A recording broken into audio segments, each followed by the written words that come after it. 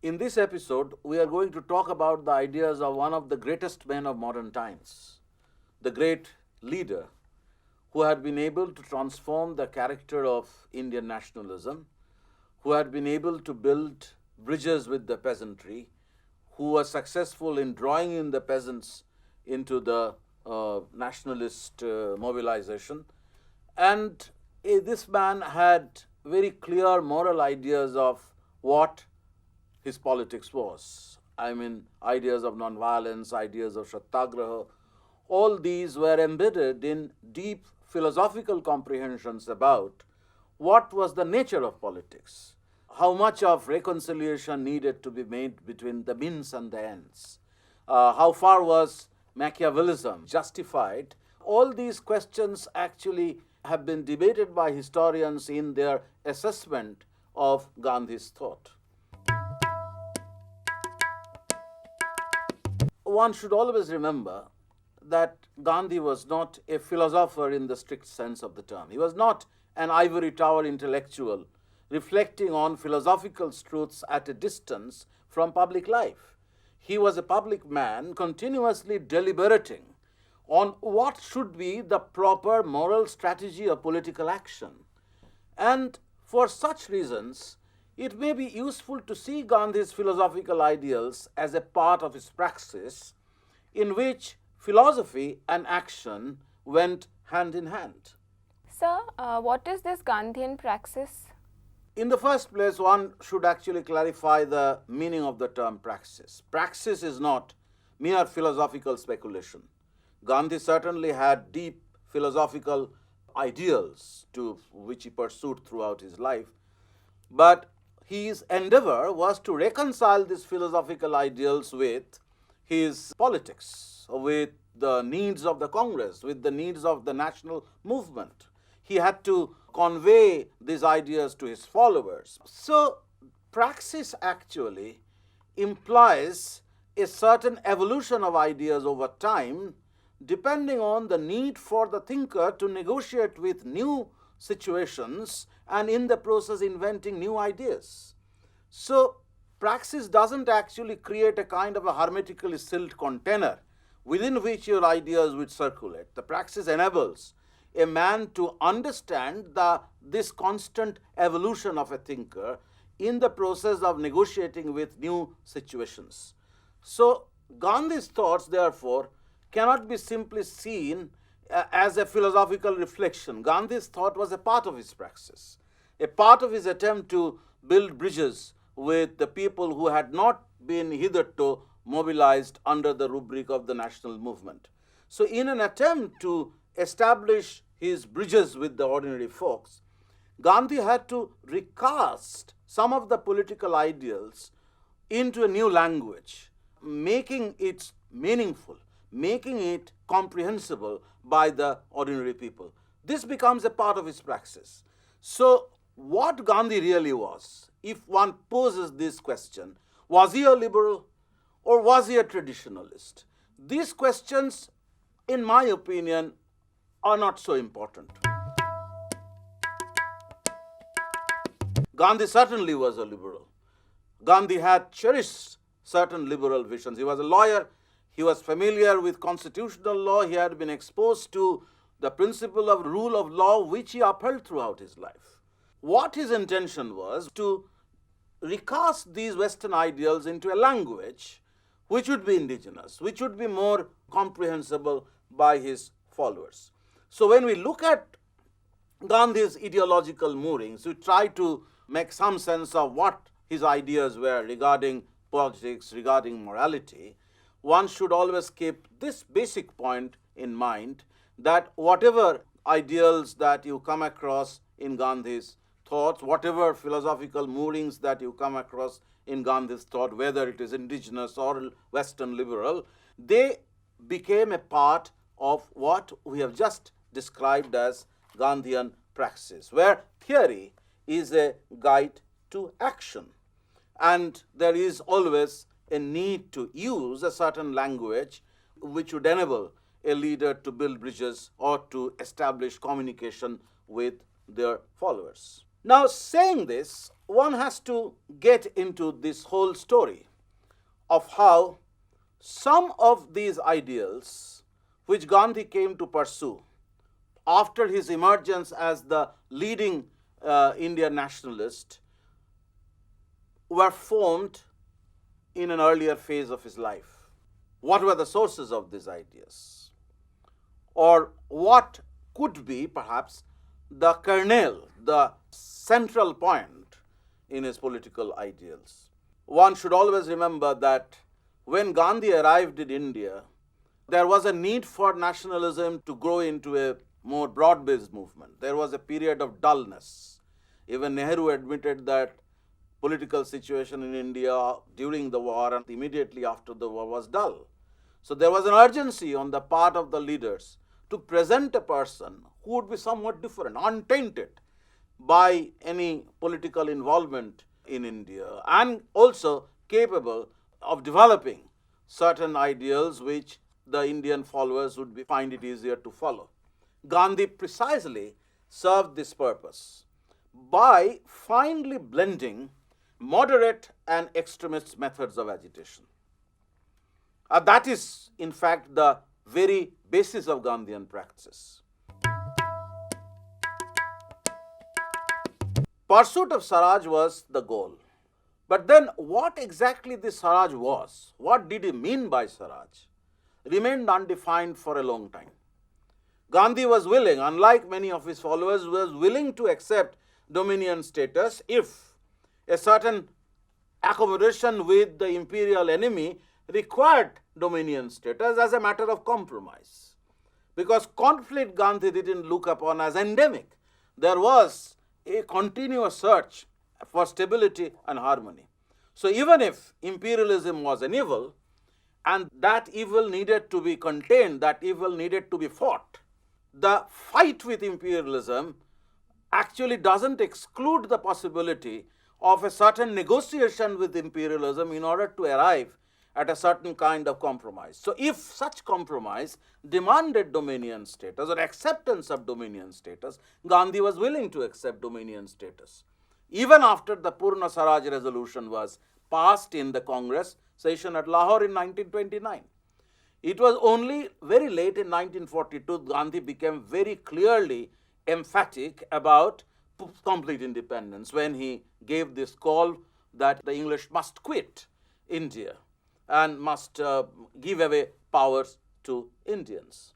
Now, to the extent that Gandhi was willing to work within the broad imperial framework, Gandhi was a moderate. But he was not a moderate.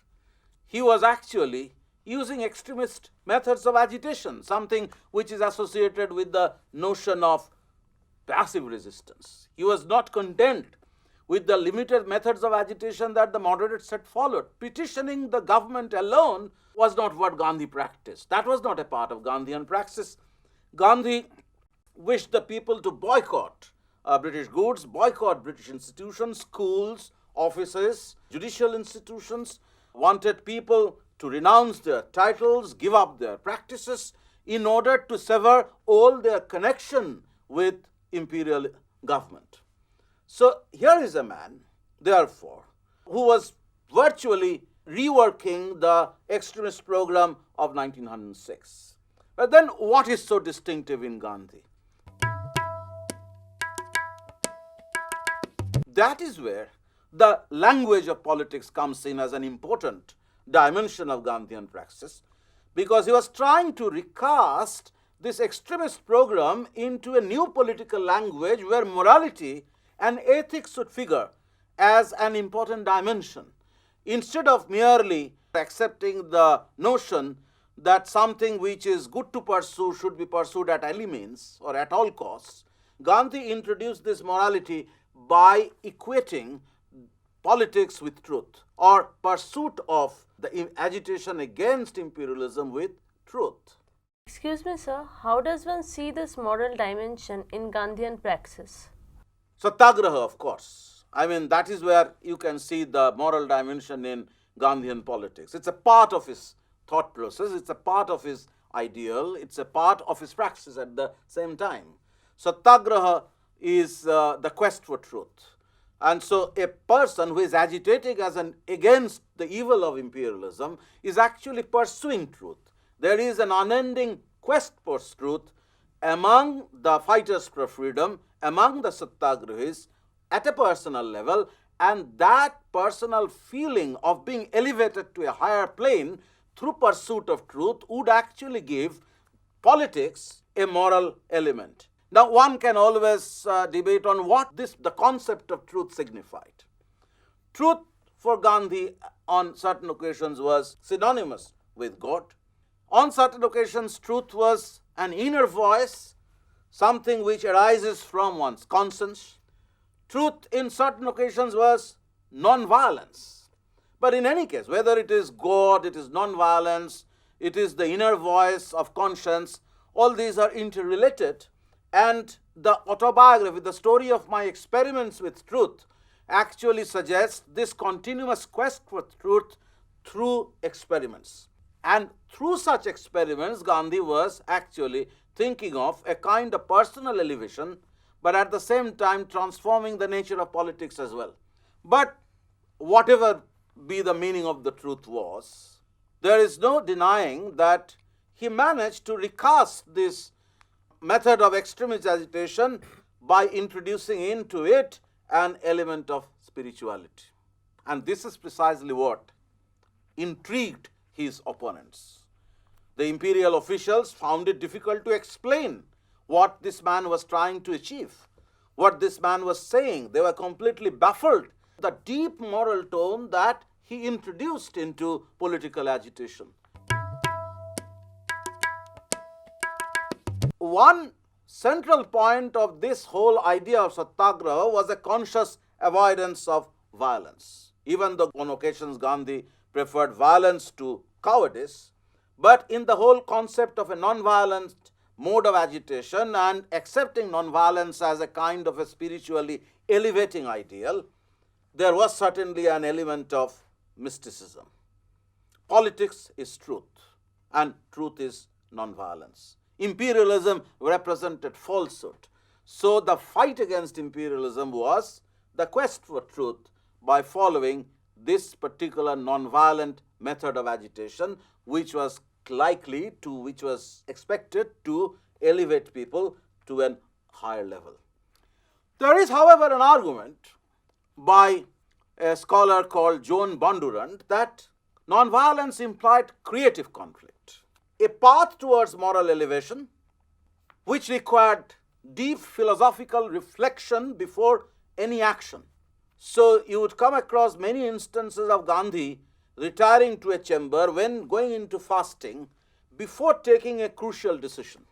This is one dimension. The other dimension of this creative conflict is the readiness to come to a certain kind of agreement, a certain kind of consensus. It leaves the room open for negotiations. It gives an opportunity to the enemy to arrive at a consensus with you. When you are practicing non-violence, you are willing to suffer for the cause. You are courageous enough to face the brutal power of imperialism, but at the same time, you are allowing imperialism to change its mind, to come to a certain kind of agreement with you and to arrive at a consensus. So, non-violence requires peaceful violation of illegitimate laws, courting mass arrest without resorting to any violent action, participating in hartals or strikes, going on fasting. All these are aspects of satyagraha, it's the quest for truth. But as I said, there was at the same time a readiness to compromise. If it was needed, it was a readiness to come to some kind of negotiation, some kind of interaction with the imperial opponent. And some critics of Gandhi would say that it also, within the Gandhian praxis, justified withdrawal from a movement at a point of militancy. It happened towards the close of the non-cooperation movement when the movement turned violent at Chauri Chaura. Gandhi went on fasting and decided to withdraw the movement.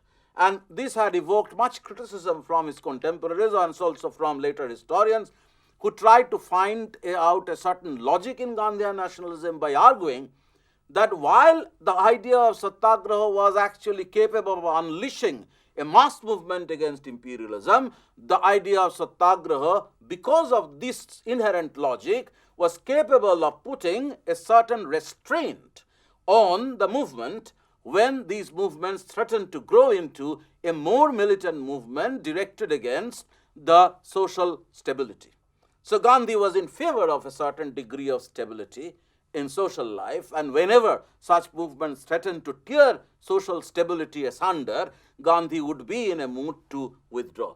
But in defense of Gandhi, one might say that this ideal actually managed to reach out to the people, and the people participated in the satyagrahas, giving a measure of strength to the national movement.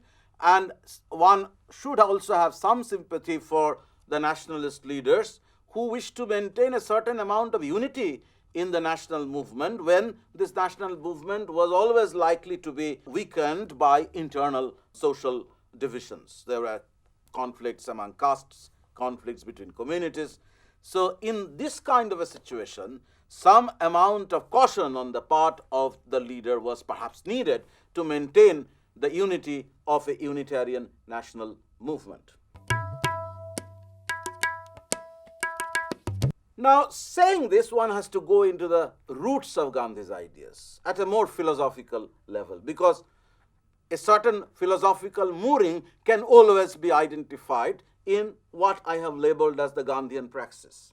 So you have this very important essay by A.L. Basham, which was published in a book called Essays in Gandhian Politics, which has been edited by Ravinder Kumar, in which Basham argues that the roots of his ideas could be traced to indigenous sources, to Jainism, to Buddhism, the Buddhist notion of nonviolence, avoidance of violent action, the Jaina notion of nonviolence, the whole practice of fasting came from the Jaina tradition. Gandhi also absorbed ideas from Vaishnava tradition. He was impressed by the ideal of detachment, which was there in the Bhagavad Gita. So you have a whole range of indigenous religious sources from which Gandhi had derived his ideas. There is an element of dharma in it. Also, Gandhi had seen how the traders in Gujarat actually went on fasting before, in order to protest against the taxes. Such instances happened in the 19th century. So there is always a tendency to see Gandhi's ideas in terms of Indian tradition, Jainism, Buddhism, Vaishnavism, the Bhakti tradition for that matter. These images are cited by Basham in support of his contention that in order to explain Gandhi's ideas regarding satyagraha, non-violence, or the quest for truth, one has to go to these Indian tradition, this indigenous religious tradition in which Gandhi's ideas were embedded. Excuse me, sir. Are we to limit the ideological influences on Gandhi to indigenous sources alone, or were there any Western influences also? No, there were Western influences. Gandhi himself admitted how he was inspired by Henry Thoreau or Ralph Emerson, Ruskin or Tolstoy. Gandhi had a long correspondence with Tolstoy. He was perhaps impressed by Tolstoy's anarchism, but at the same time Tolstoy also impressed upon him the need for nonviolence. Gandhi absorbed these ideas of nonviolence from Ruskin and Tolstoy and Thoreau. Ruskin also introduced an element of Christian radicalism into his mind. Gandhi himself admitted that the dignity of labor as a moral ideal he absorbed from Ruskin. So there is a meeting of the East and the West in Gandhi. Some of the ideas which he had absorbed from traditional sources came to be reconfirmed by his acquaintance with Western thought. Tolstoy is particularly important in the sense that Gandhi certainly had an anarchist streak in him. But it was an anarchism that took a position against the powerful state, the might of the state power. We shall return to this question a bit later when we try to see Gandhi as a liberal who had become suspicious of the power of the state, who wished to create a different kind of state based on consensus, based on the participation of people in institutions of local government. So it is an alternative conception of the state. It was not a complete anarchy that this man was actually recommending or propagating. One of the central points, if we wish to see Gandhism or read Gandhism from the perspective of our own concerns, Gandhi was a practitioner of the politics of consensus. Even when he was actually suggesting the need for a confrontation with imperialism, there was a willingness to arrive at a certain kind of consensus with the enemy. And this politics of consensus was articulated through different images and visions. Take, for example, Gandhi's assessment of the caste system. On the face of it, it would seem that Gandhi was accepting caste inequality and caste divisions. But a man who had been fighting against untouchability, who had been able to, among the nationalist leaders, to make a great impression of the lower castes. A person who had endorsed the temple entry agitation, who had been associated with Harijan upliftment. So this man was not endorsing caste system in the way it existed, but caste system in the sense of a division of labor. The caste system in the sense of a certain interdependence between men performing different occupations in ancient India, a part of the Varna system that had existed before so many jatis began to emerge, had made an impression on his mind about the presence of an interdependent, harmonious world in India's antiquity, in which people lived in a relatively stable order. That is something which is important. Trying to look back into an ideal world of stability and harmony and contrasting this with the conflict of the modern times. To the extent that caste system provided a vision of stability, a vision of interdependence, Gandhi was actually talking about Varnasrama as something which was acceptable. So how do you place Hind Swaraj in 1909 in the evolution of Gandhian thought about a harmonious society? Yes, we'll come to this question a little later. But before that, we can spell out certain other features of the politics of consensus as well. For example, Gandhi's belief that if the landlords actually were freed of the enormous burden that imperialism had placed on them, the landlords would go back to that ideal world where between them and the peasants existed an interdependent relationship.